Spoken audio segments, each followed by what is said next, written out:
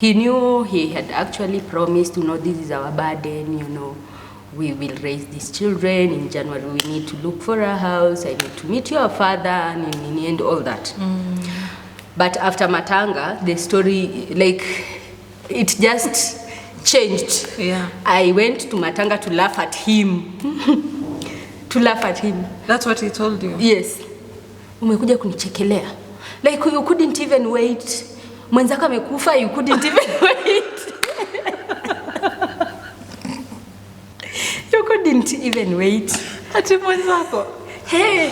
But you didn't know kuna mwenzako? There was nothing like I didn't know. Like the story just flipped.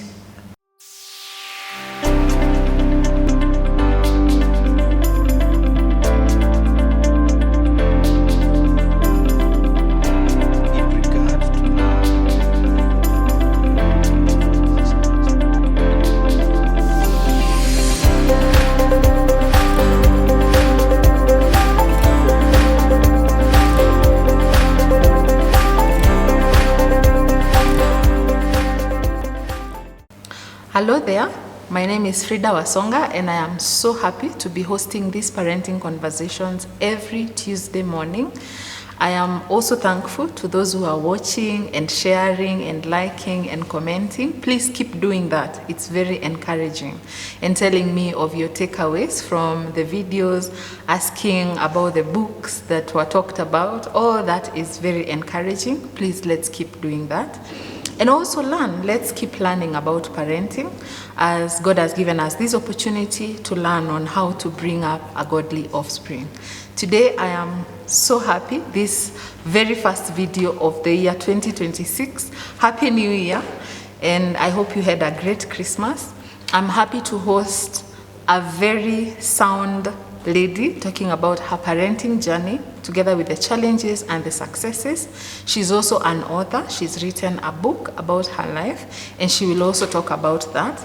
And before I give her an opportunity to introduce herself, I would like to say that I am shooting this video at Grace Hill Mission Church. It's a church in Kikuyu, Thogoto, and here we believe that God writes beautiful stories. So if you're in the environs of Kikuyu, Bypass, Karen, Ngong Road, all those places, you're invited to come and see what happens here. And I am sure that if you're looking for a church, you will enjoy and your search will come to an end.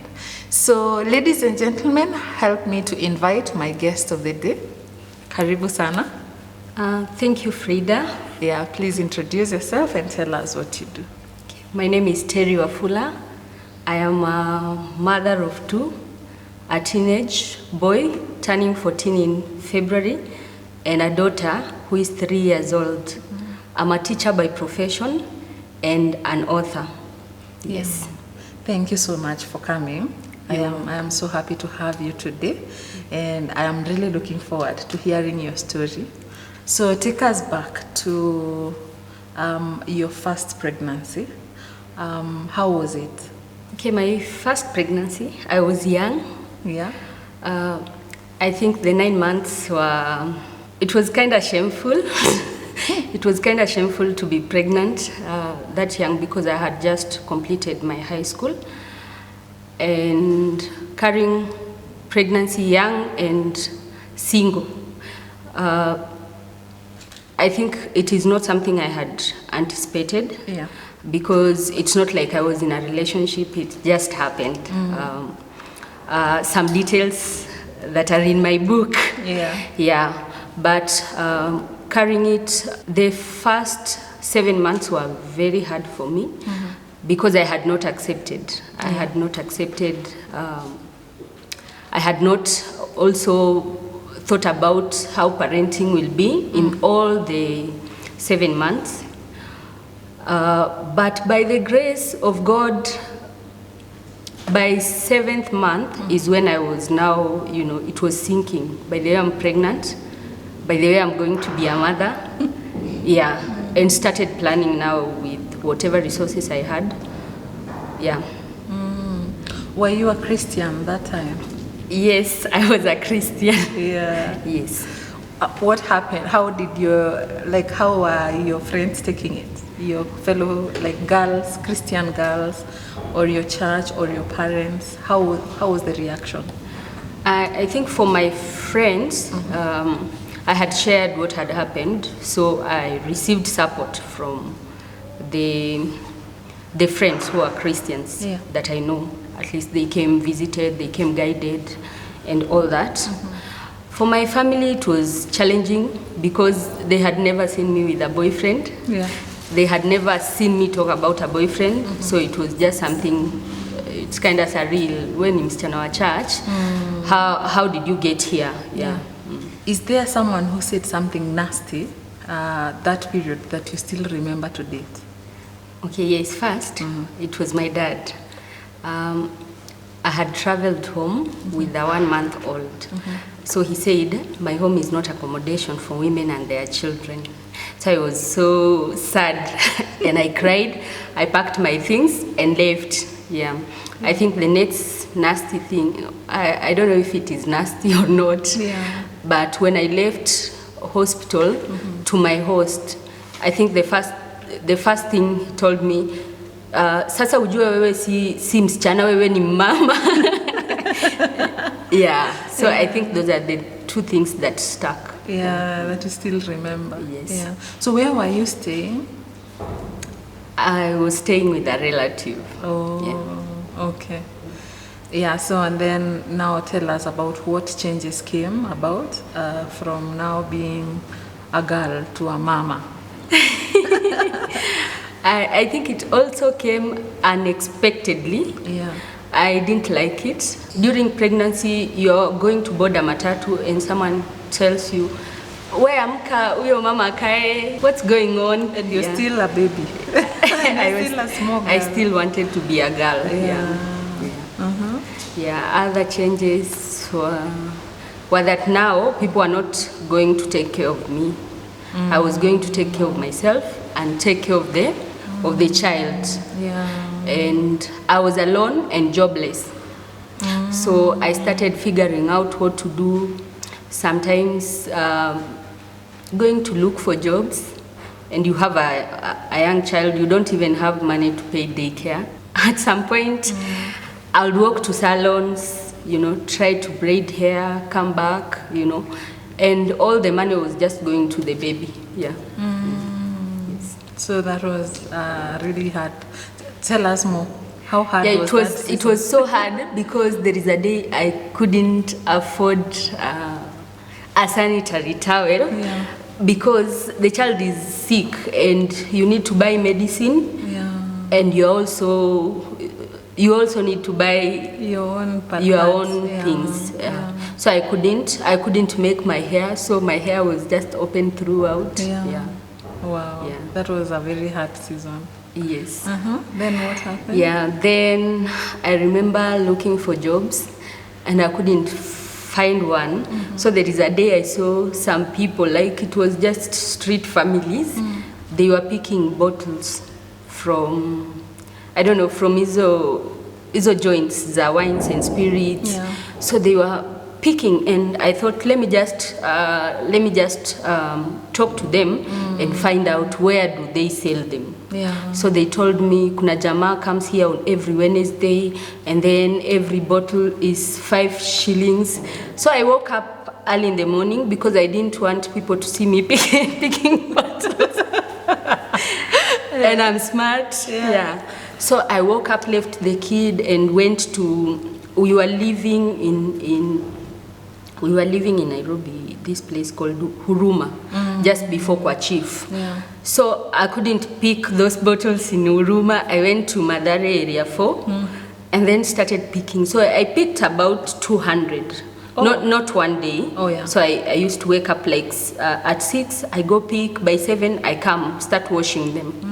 So now the selling day, the market day came. So I've carried my bottles to sell.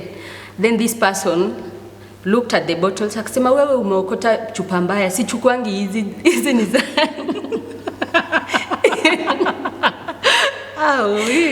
Hizi ziko na label ya KBL or something. Oh, KBL. Kenya Breweries, something. hizi siwezi nunua.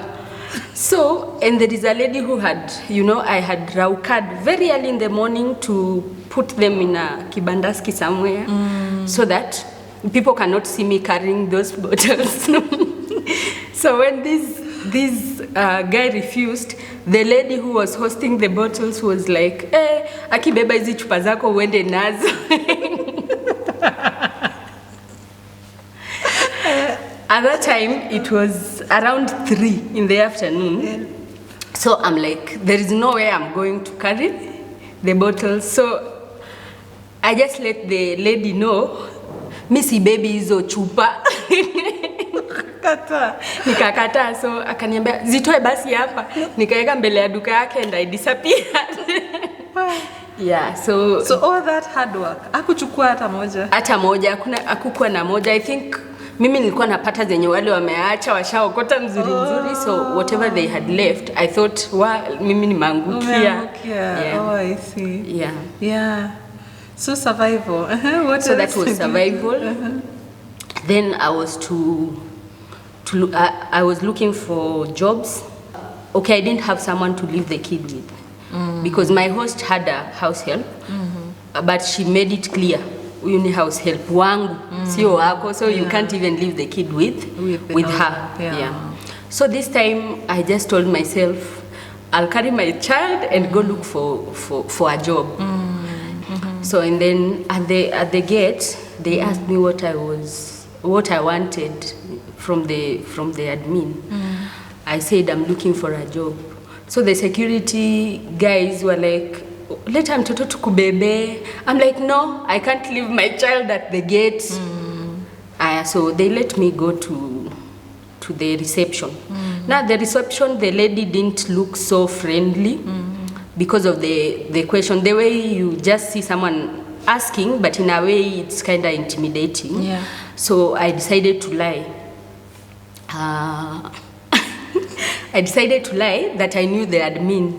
Yes. So instead of asking who the admin was, I asked where mom was. I wanted to talk to her, Mom Phoebe. Yeah. So she let me. So she was like, "Oh, you're related." I was like, "Yeah, we are related."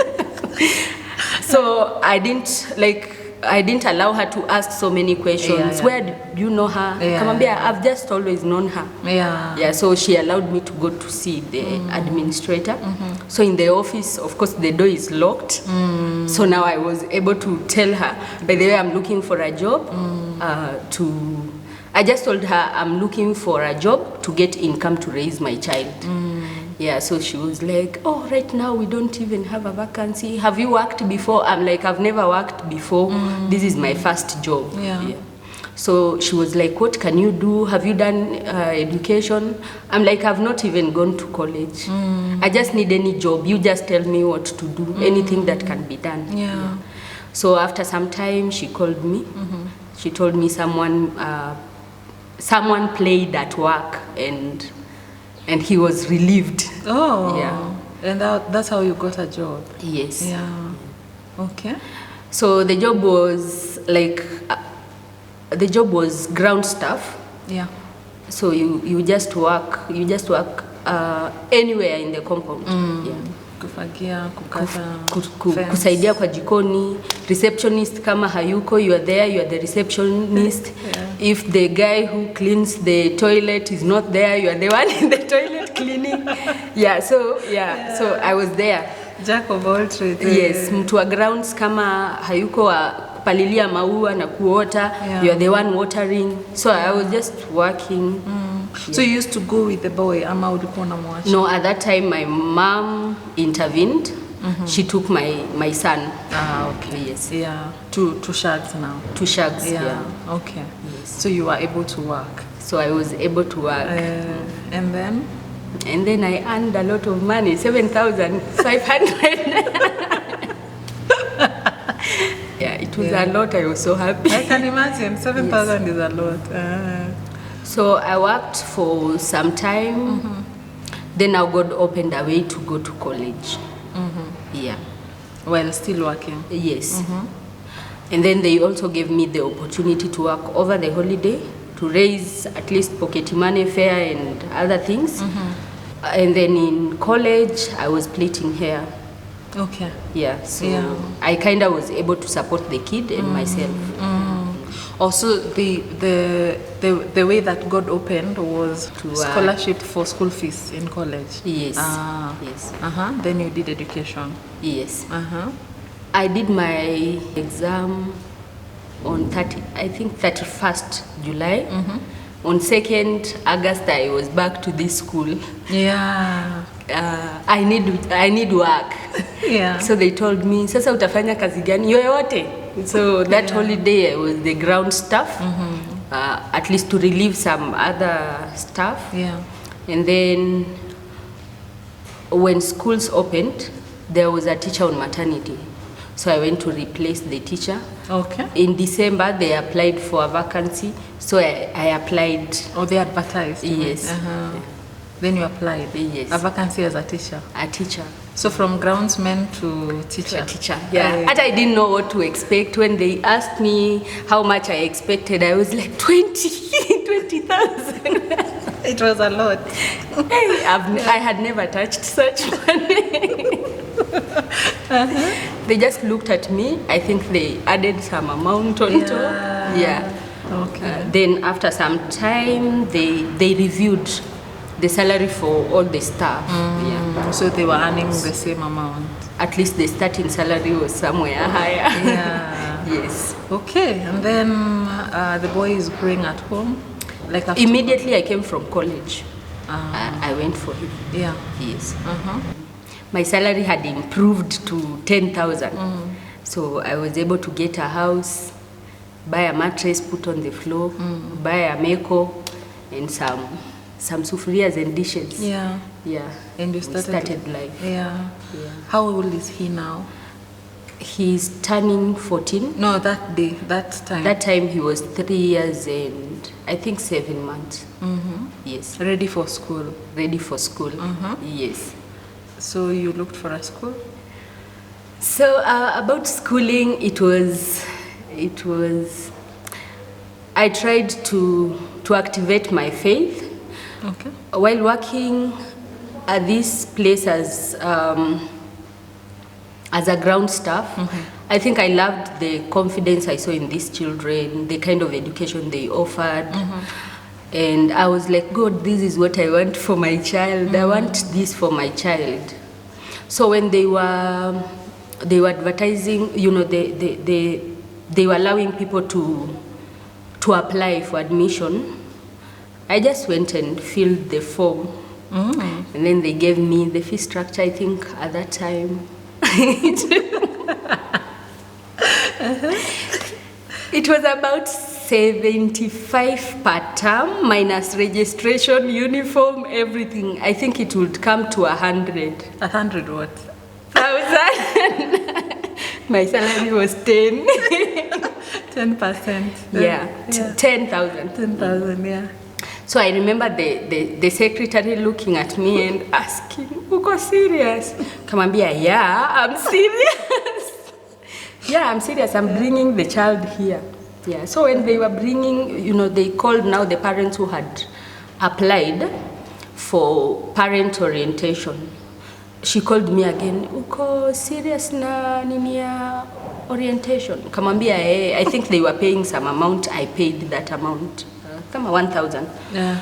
So I went for orientation, tukaonyeshwa shule, classes, the teachers. I'm there, mbele nyuma ni 10K salary.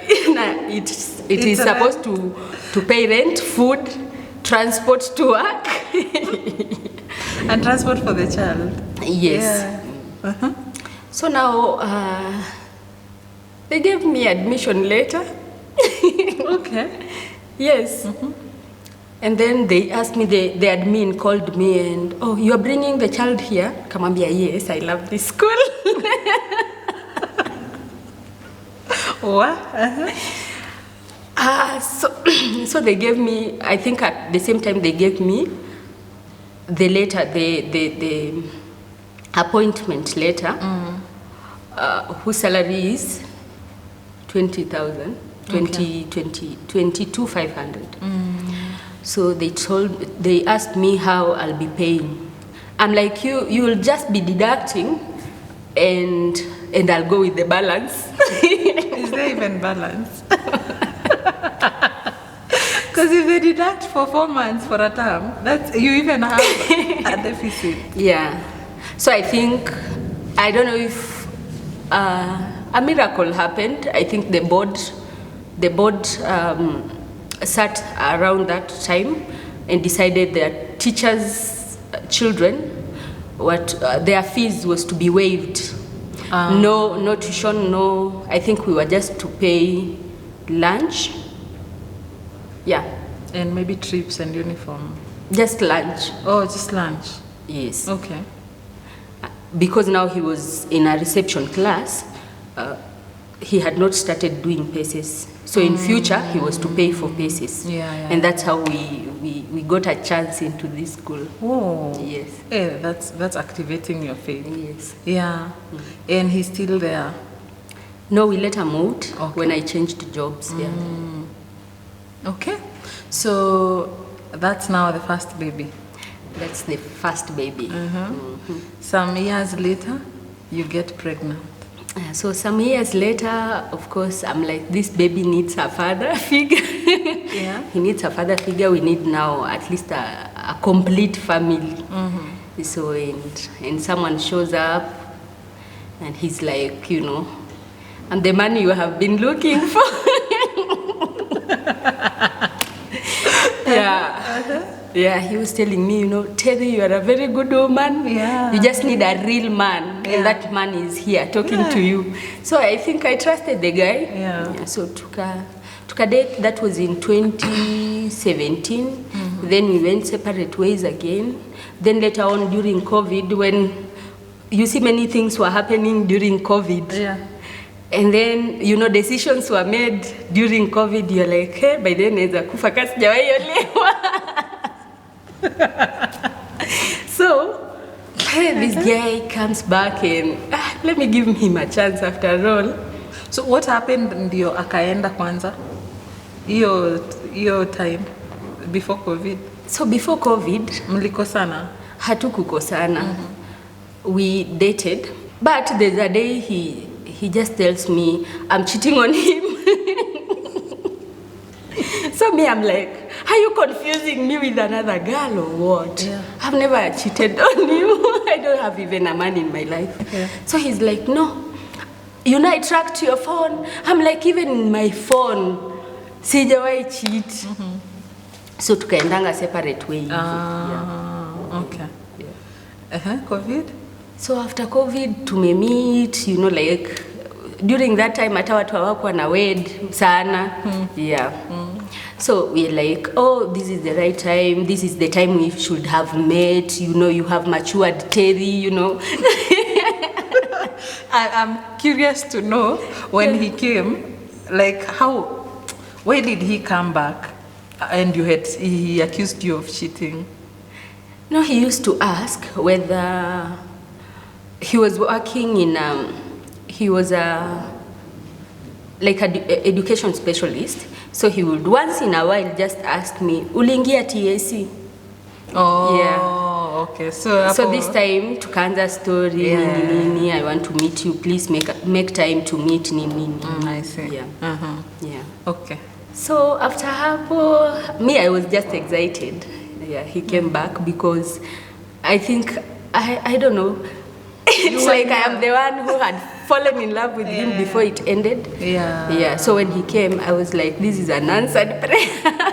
He has been brought back. Yes. Yeah. He was in Lodwar, I was in Eldama Ravine, so we used to meet in Nairobi. Nairobi was our place. Yeah. So took a date.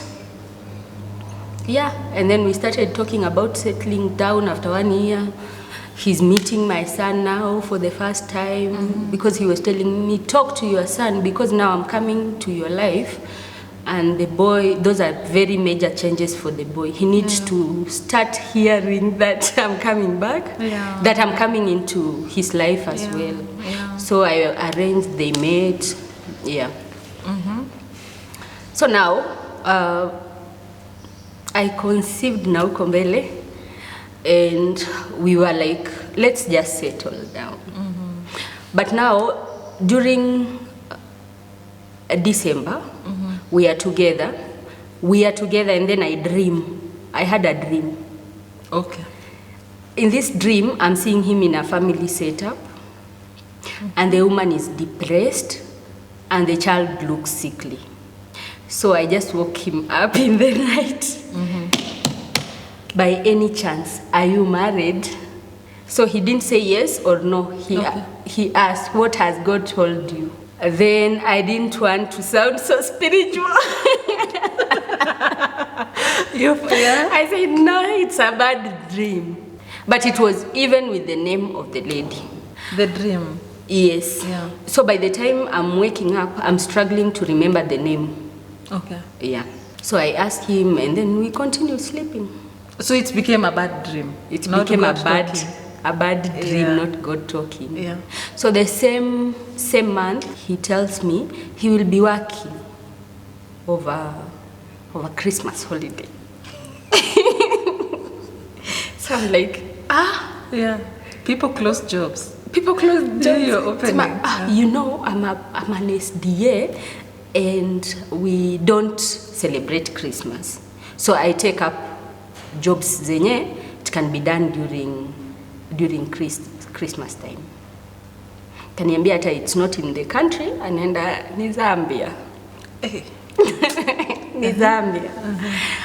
So I'm like, okay. So I don't know, so we were just chatting on WhatsApp, something told me, call this guy. So I called him. So simu kuingia, I got so mad. Like how you are in this country. So I lashed out, saying things, like you lied to me, you did this. And then he sent a text, stop being insensitive. My mom is undergoing spinal surgery. So tena, I switched to apologizing. I'm sorry, your mom will be okay. I didn't know, nini, anaendelea aje, atakuwa sawa. And then he's, I don't know. So the following day, I'm the one calling to check on the mother-in-law. Oh my goodness. Yeah. So that is on 25th. So he said, but he sounded disoriented. The way someone is not sounding okay. So nikamuuliza, you don't sound okay. Kwani what happened? Akasema, I'm organizing some funeral for... Nikauliza, nani amekufa? You thought it's mother-in-law? Yeah. Akaniambia, sister yangu mwingine. Okay. So I think at that time, plus the dream, so I'm like, no. Something is not in... Na job ya Zambia? Yeah. Na job ya Zambia? Hiyo hatukuuliza. It was insensitive to ask. Hey, so I'm like, tell me where you are. I want to come for that funeral. Yeah. Silence. Niambie mali uko, I'm texting. Niambie mali uko, because I must attend your sister's funeral. Yeah, she's my sister as well. Yeah. He's just quiet. And then he texts me, we'll meet in January. Nikangoja sister yake hata kama atawekwa kwa status. So the moment aliweka tu kwa status, rest in peace, mama nani, I took the names, the picture, nikaistudy vizuri, went to internet now to tafuta who is this sister of his. Oh, he put the names of the sister who had died kwa status. Kwa status. So ukatafuta, okay. Yeah. Facebook sasa. Yeah. Okay. So luckily I got the same photo someone had posted because she was a church member there. Okay. The lady who had died. Yeah, so I started my FBI job. So I'm chatting this guy. Namwambia, this guy is my colleague. Hii matanga ni ya nani? ni nani amekufa? Unajua si sensitive kumuuliza nani amekufa and you didn't know. Yeah. So akaniambia that was the wife of 16 years. Yeah. A mother of 3 kids. So at that time, I'm like, I can't believe this. Yeah. It's drama. Yeah, it's drama. Yeah. Like this guy, that's his wife. Yes, that sister. I rest. And she also turned out to be the mother who was undergoing the spinal surgery. Wow. So she went through the surgery and passed on. Yes. So now I started asking this poster, this man. We exchanged the numbers. So this guy gave me all the information about that family. Yeah. Yeah. This man had told me he had dated a number of women. He was mentioning them by names. Okay. He had told me, unfortunately, I've never dated a Luo woman. Guess who the wife was? A Luo. Kwani alikuwa amemweris? I don't know. Because he had told me he has one son. Okay. He had shown me the photo of the son. He was not among the children. Oh, the 3. The 3. Okay. So now I had to, because it was so painful, and I don't even know who to tell. It's embarrassing because you've talked about this man like everywhere. Because you're settling down. Yes. Yeah. So now I asked this guy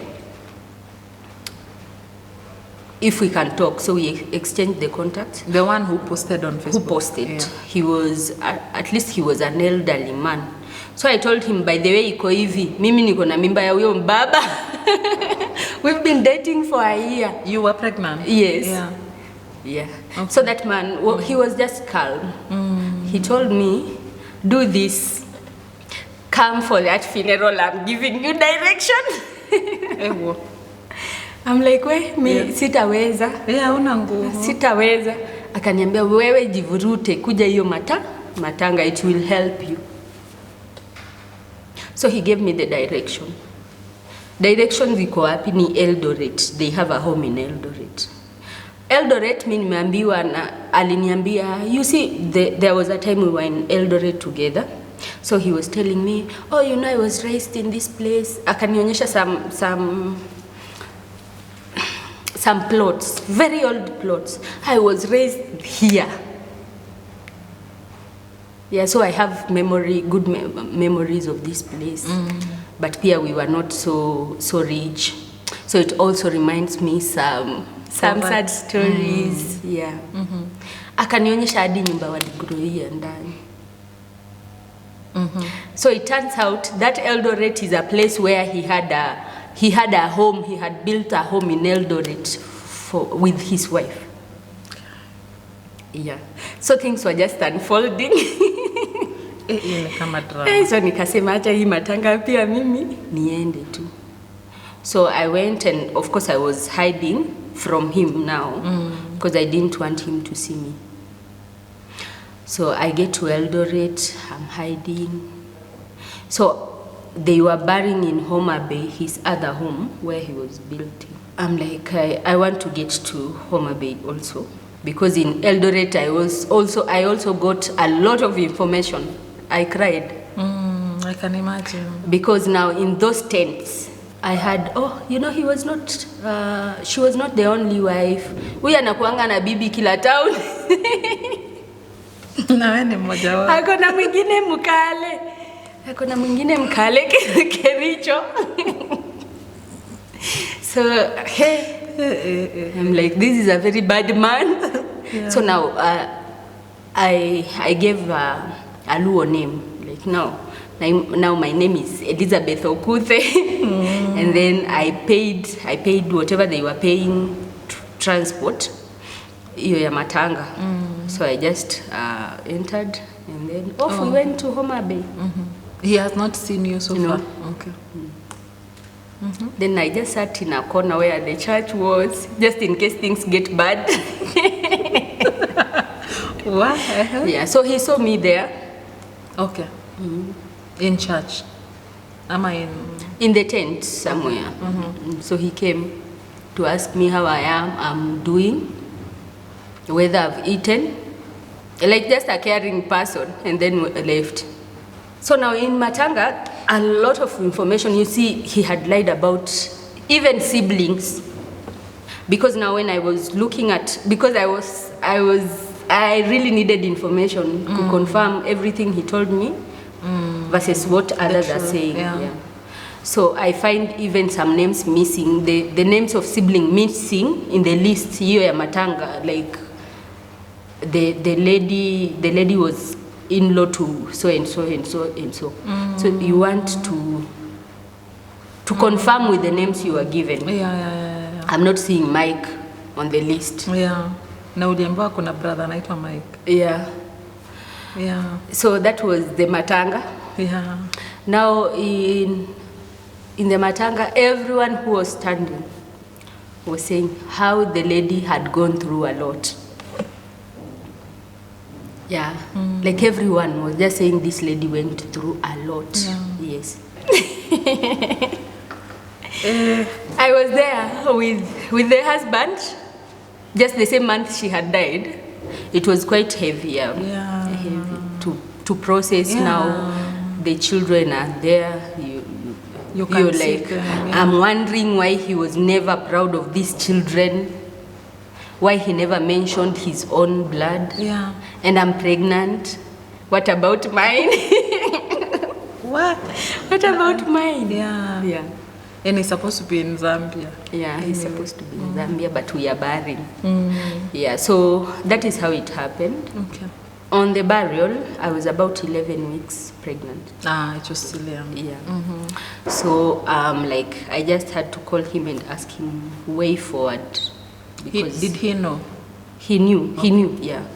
He knew. He had actually promised, this is our burden, we will raise these children. In January, we need to look for a house. I need to meet your father, and all that.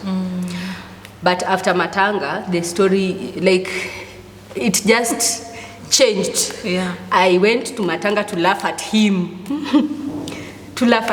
That's what he told you? Yes. Umekuja kunichekelea. Like, you couldn't even wait. Mwenzako amekufa, you couldn't even wait. You couldn't even wait. Ati mwenzako? Hey. But you didn't know kuna mwenzako? There was nothing like I didn't know. Like the story just flipped. I see. He was accusing you of... No, Yeah. Okay. I came to Matanga to laugh at him. Yeah, then I asked, na huyu mkale ni nani? Akasema sasa unaona, you came to collect data. And people are talking about me, so very mean things about me. Yeah. And you're there joining them to collect data. Instead of shielding him. Yes. And he will tell me, I'm not even a wise woman because this is a time I should have been by his side. But you didn't even know? Okay. Now I know. Yeah.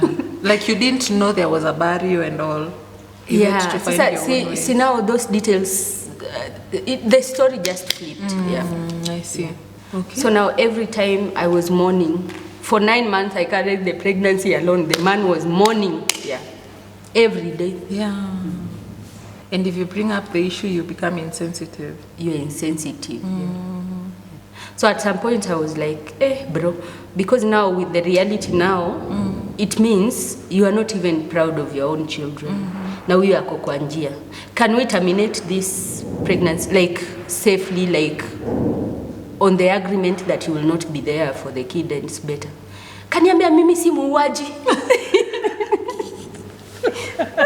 Mimi si muuaji. Yeah. So I was there. What? Yeah. So later on, he's like, I'm sorry, I was mourning, that's why I was talking like that.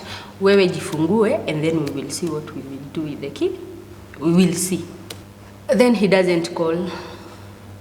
he doesn't talk anything, no plan, no commitment, zero. Then my due date, I called him. He was like, oh, I'm wondering, you're quiet. I'm wondering, did you give birth or not? So, What? when was your due date? Yeah. Then I tell him, oh, it means it's late with 2 days already. What are your doctors saying? I updated him. There was a possibility of CS. So I'm like, maybe he'll feel for me and maybe follow up because I'm due anytime. Yeah. He didn't. After giving birth, he didn't call. 2 weeks later, I think I'm the one who called. Then he asked, did you give birth? Yeah. Then I was like, yeah, you didn't call. I didn't have credit. Like you didn't call him to tell him that you've given birth? No, I was asking him. He didn't call even to just show concern. Mtoto wake amezaliwa. He was like, sikuwa na credit. Yeah, that was the story. So we've been there. You're strong. You're very strong. Yeah, so I think when the child was turning 1.5 years, so he was like, oh, I want to meet my daughter. I was like, okay. Okay. You said okay? Yes. Yeah. So he came, met the daughter, they played like nothing had happened. Then he was now like, oh, we have to reconcile. I can't let my child grow up without a father. I'm like, nanani. Me na wewe we reconcile. Yeah. Sema, yeah. So I was like, no way. No way. Yeah. So now after that, he became angry. Okay. So he has been angry throughout. Yeah. Because you didn't reconcile. Yeah, we didn't reconcile. I didn't let him know where I live. Yeah, so that is something very big for him. Yeah. So he's been, like, you can't have a normal conversation. Yeah. Now, your first child, before we continue, your first child had already met this man. Yes. Did he ever ask you about the man again? When we met in a hotel. Okay. So I left shortly and I left them, 2 of them. Yeah. So my son asked him if he has other children. Okay. He didn't answer him. What did he say? He said, enda unawe ukuje tukule. Oh, he is not saying yes, he's not saying no. He's just there. Yes. Yeah. So now they just talked, conversed. Yeah. But now after that, when things happened, I am the one who now talked to the kid. To your son? Yeah. To my son. And you told him that he will not see that man again? Yeah. Yeah. How did you feel now? Of course, I know that going to the barrio when you're pregnant and you have a son, it's very hurtful, especially to know that this man is actually not taking responsibility. But what is the feeling in your heart now after delivering your daughter to know that now you'll be a single mom of 2, single parent of 2 children? Yeah, it wasn't really easy. But I avoid judging myself harshly. Of course. Because I was like, no, I've never loved a man the way I had loved this man. So it's not up to me to really feel ashamed of what happened or guilty. Yeah. And that helped me. Yeah. Like to not feel bad about even parenting the girl. Yeah. Because you were in love. Yes. You were not like forced into it. Yes. Yeah. Because even when I conceived the girl, I think it was like the happiest, like, the way you take the test and you're just happy. Yeah. You're just happy. Yeah. I don't know if I regret that relationship. I don't know. But did you judge yourself at some point? Like, of course you judge yourself. Kwani nilikuwa mjinga aje? Like, I didn't even see this, red flags. I didn't, because there are things that happened and then later on I was looking back at the conversations we are having, the behaviors, and you can tell. And the dream. And Especially the dream. So now I could tell these red flags were there. Yeah. So there is a point of judging yourself. How ignorant was I to not see all this? Yeah. So now on to parenting. How is it to be a single parent of 2 children? And how do you make sure that their needs are well taken care of? Hey, Kwanza, my children, I have a big gap. Yeah. 14 and 3. Ooh. So it means I have a teenager, I have to deal with that teenager, and then I have a toddler. Yeah. Teenager, it has been easy. It's easy. Okay. For me. Yeah, because we are just conversing. I'm doing a lot of conversations with him. If I get an opportunity, ikue video tushaanza kuongea, ikue someone somewhere, we are talking, news something, we are talking. I'm like, let me just overdo it, but we are having conversations going on. Yeah. So that you get to know him and the changes happening. Yes. For the toddler, she's just a ball of energy. She talks her mind, she talks, she's jumping, she doesn't play like girls. Yeah. She's ever fighting the brother. So I'm also there to help bring her down to listen to stories. I read stories to her. I play with her. Yeah. I play sometimes when I leave work. There is a part of playing, coloring, doing a bit of things here. And now with the boy, talking. Talking. Conversation. Okay, and now I'm taking that to be one of the challenges, like balancing the 2 stages of parenting for you, and now being only 2 hands. What other challenges have you experienced in the journey? I think major challenge was I had introduced this guy to my workplace. The father of your daughter? Yes. Yeah. So they wanted to meet him. Yeah. They wanted to meet him, and we were meeting in January. Remember, the relationship ended in December on Christmas Day. Yeah. It was a kind of mission sponsored center. Okay. So there was no way I was going to stay there pregnant without the presence of a man. Yeah. So at some point they were like, we are not renewing your contract. So I think that was the hardest time. Like that one I cried. Yeah. I cried, and I was like, I'm trying to now think. I had a friend, she was telling me, you see what, Terry? Stop thinking about yourself. Think about your children. Write to those people, tell them you can't leave the work, and you have already received the letter. Termination, yeah. So I'm like, won't I be ungrateful because these people have been so kind to me and all that?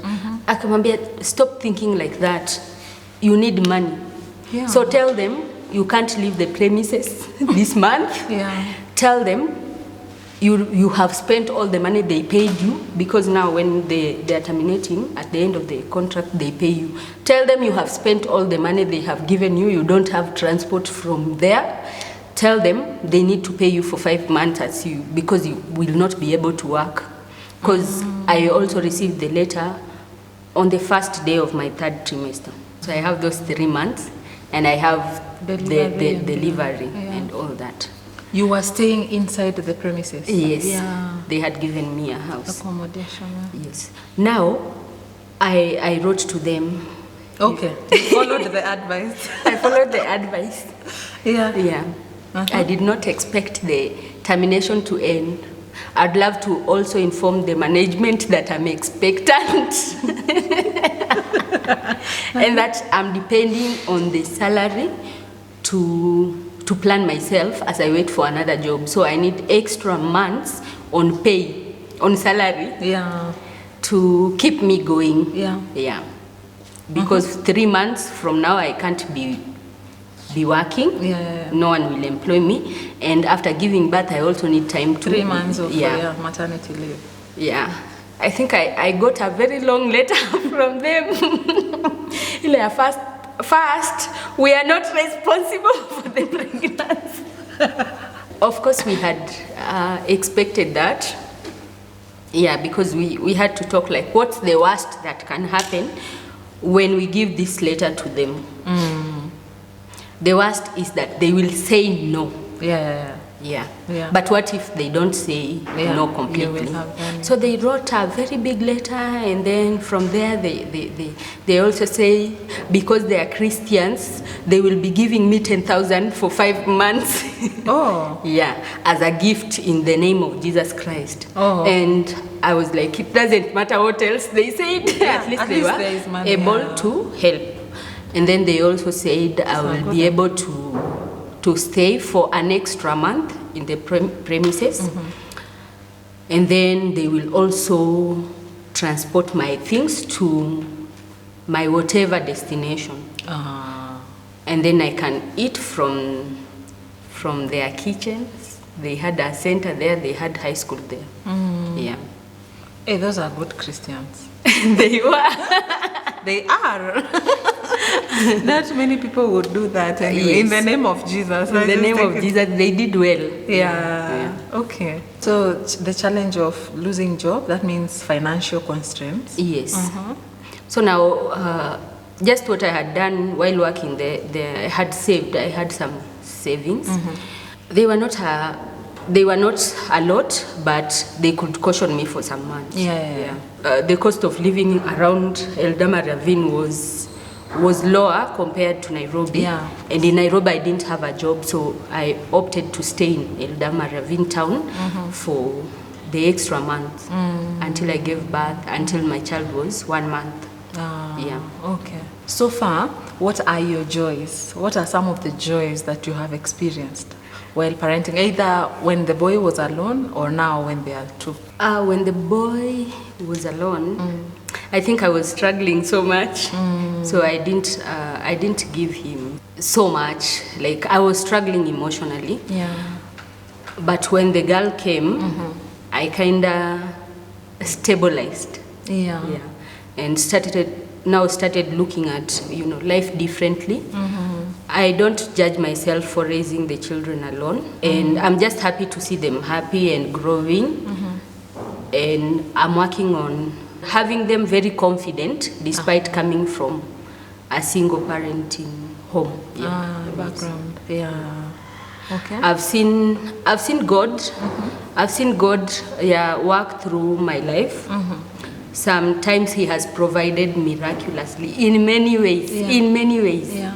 Because there is a day now when I lost my job, I didn't know how to. I needed to make decision on how to navigate all those changes at the same time. Because I'm like, where am I going to live? Shule am Toto. I don't know where next. So I decided to admit him to a boarding school. Okay. It was a private boarding school, so that he can, at least it will be easier for transitioning to the next place I'll find work. During that time, there is a day, now I have paid for 2 terms in boarding, and then this term we are opening school, and my finances now I'm balancing. So whatever I need to have some money for this girl. And this one is in school. So I kind of prayed, to prayer, desperate, like, God, you said you are the father to the fatherless. Fathers pay school fees. Yeah. And miraculously, I got a call from a friend. Okay. Sema, uko Nairobi wapi? Nikamwambia niko mahali fulani. Akasema, bring the kids home. Tukaenda, tukapikiwa, tukakula. Then time ya kuenda, he was like, how are our children? Is your son going to school tomorrow? Kamwambia, he's supposed to go tomorrow. But sina school fees. We went back and he wrote a check of 23,000, just exactly what was needed for that term. Wow. Yeah. So I've seen that. I've seen that side of God coming through. maybe as a father. Yeah, as a father. Because recently, I think with the economy right now, and where whatever I earn, sometimes it's hard to balance, and because this needs to pay school fees, these bills and all that, sometimes inaisha kama ijanini. So I also prayed the same prayer, like, God, it's true I'm working, but hii pesa hainitoshi, and you said you are the father to the fatherless, and I want to buy food and I want to provide shelter, but I want you to provide school fees for the kids. And because you are God, these children should go to good schools. Yeah. And I was specific about Amor because she needs foundation. And I was talking like the way you're just talking to a father. Amor needs a good foundation. Yeah. And the schools around, zile zenye ni cheap, they won't give her a good foundation. Yeah. And I left it there. I got 2 calls. Okay. One from my church. The secretary called and said, the church decided they will educate my son for free throughout high school. Like the church will pay school fees? Yeah. Throughout high school. And then I still prayed, you have provided for Dawkins. Now I need a way out because January is here. Yeah. And then I got a call. So she was like, I'm inviting you for lunch. I'm like, interesting. So I went there with my daughter.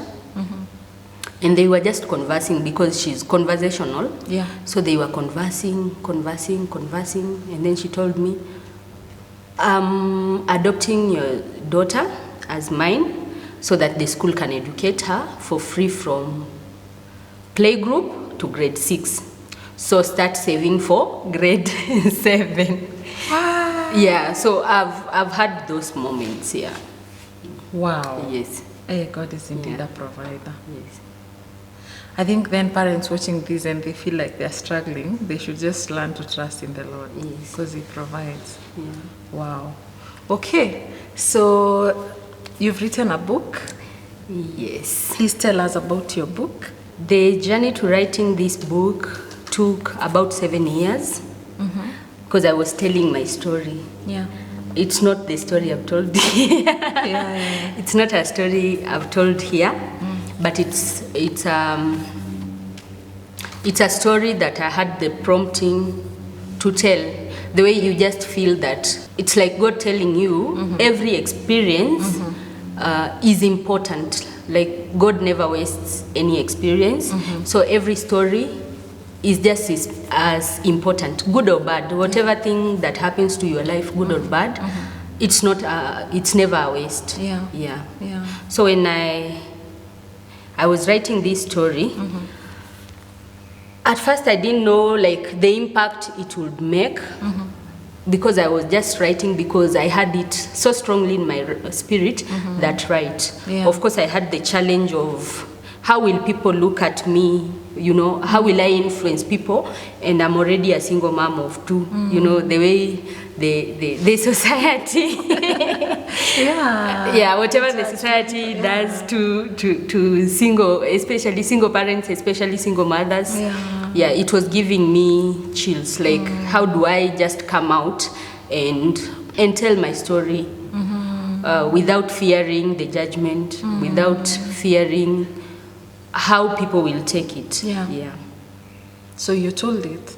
So I told it, and then at some point I wasn't sure, do I need to really let it out?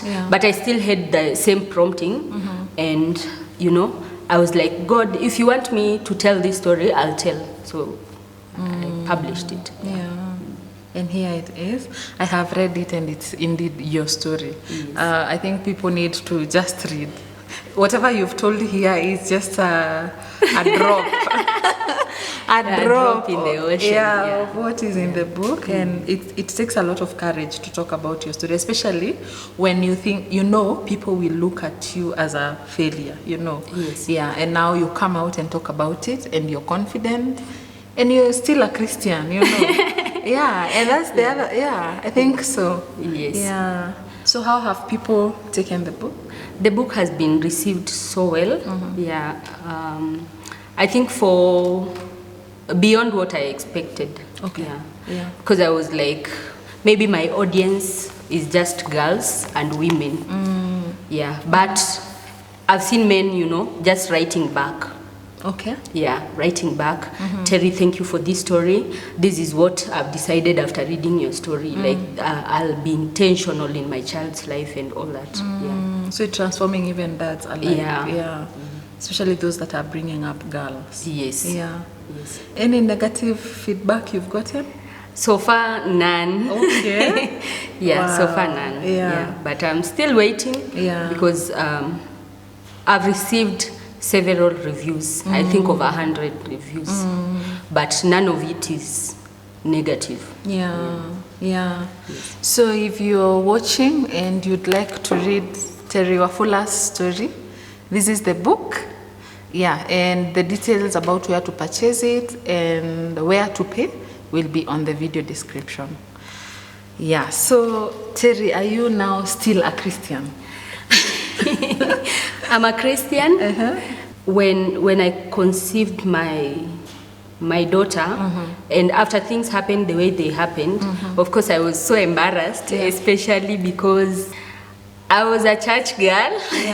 And then this time round, I was even the coordinator of prayers in my church.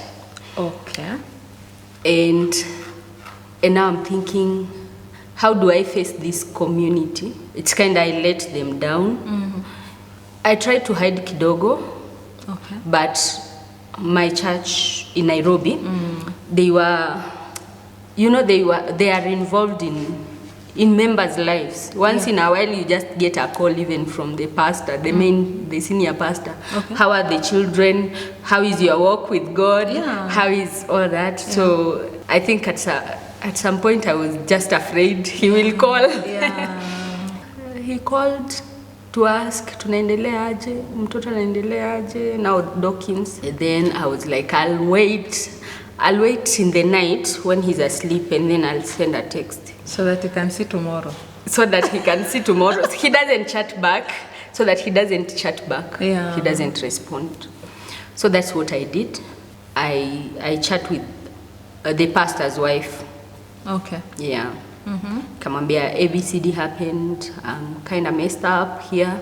For some reason, I waited for judgment. Yeah. I waited for Terry na wewe, you know, you don't know you have another child, you couldn't be wiser. I waited for that kind of response. Yeah. But she talked to the pastor and he called. Okay. He prayed. Okay. Yeah. He just called and I'm calling to pray for you. And then after that, he told me where I went wrong. You are not supposed to sleep with this man before I met him, before your parents met him. Yeah, before you paid dowry. Yeah. Okay. And then he was like, the child is here. The church is open. Yeah. Wow. She will be. The child will be a member of the church. Yeah. And we are praying for you. Wow. And if you need any help, please reach out. So I was like, where at us reach out, because that was just more than enough. Like just reaching out to pray and just affirm that you know you're still a child of God. Yeah, I think that is so lovely to embrace you and you feeling that actually, even if now the whole world judges you, it doesn't matter. It doesn't matter. My pastor didn't. You have my church. His support. And at some point, they really came through. Like, sikuwa naomba support anywhere. You know, ukijijudge, kuna venye you try to carry your problems alone. Exactly. Yeah. But they came through. Sometimes they will just say, how much is rent? How much is the fees balance? Have you paid? Yeah. And they will just pay. I think that's how churches should be, right? Yeah, to support. Even if you think someone has fallen. Even if they are sinners. Yeah. If anything, all of us are sinners. It's just that we sin differently. Yes. Yeah. So I think for me that stood out because I was feeling so like, how can you do this? How can you find yourself here again? But now at least with, the church on board and telling me, they were just calling to tell me, you know what, Terry, these things happen. Yeah, these things happen. Wewe kwanza, they were telling me, wewe ukilemewa, please, we are here, we are family. Yeah. Wow. And they walked with me throughout the journey because now, after I think giving birth, I realized I've developed some complication. Okay. They were involved in the journey. Like, have you seen the doctor? Have you seen whoever? Because I was also visiting the gyna like almost weekly. Yeah. And at some point when they suggested I needed to undergo an operation, the pastor's wife was like, usiende operation kwa hii hospitali, usiende hapa. If it must be done, it must be a good hospital, and hata afadhali tufanye harambee, but you are safe. Yeah. And at some point, a different member comes, I have a personal doctor, please, we need a second review, kuja tuende na wewe. And that was just like love overwhelming. Yeah. The support. Yes. Wow, that's amazing. But before we finish, you look healed, you look happy, you look contented. Is there a therapy you did, or it's just God working in your heart, or what has been happening? The days that are harder than the others, but I don't take them as, sasa nimelemewa kuparent, sasa I'm suffering. No, I'm not there. Like, I don't feel like I'm suffering. I know that the children, I can't be a father definitely, so I'm doing so much that I'm not supposed to do. Yeah, I'm playing my part. So my part, I try to do it very well. Parenting haina manual, but I try. Yeah. I try to be there for the children. I try to work within my budget.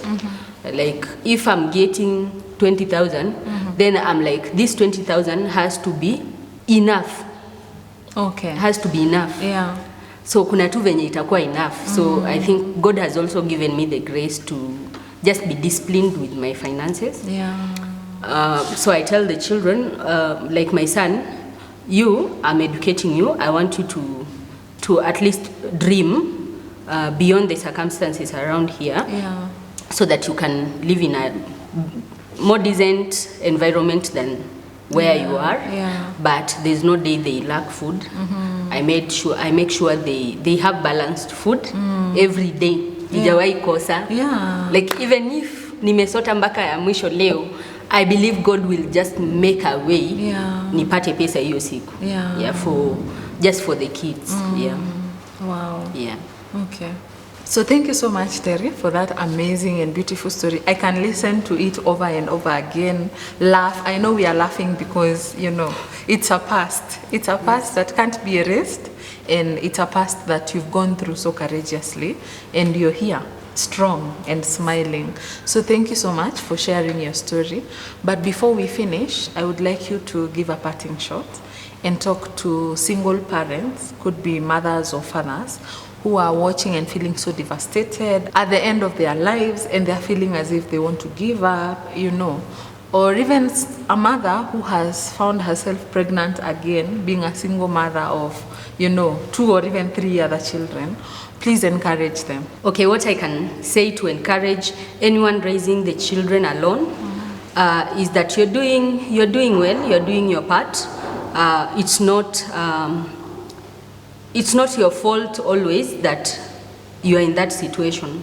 So what you can do is just make sure you are strong for the children, because sometimes it's tempting to feel overwhelmed and now lash out on the children and pass a different message to the children, maybe raise them with bitterness. It's not worth it.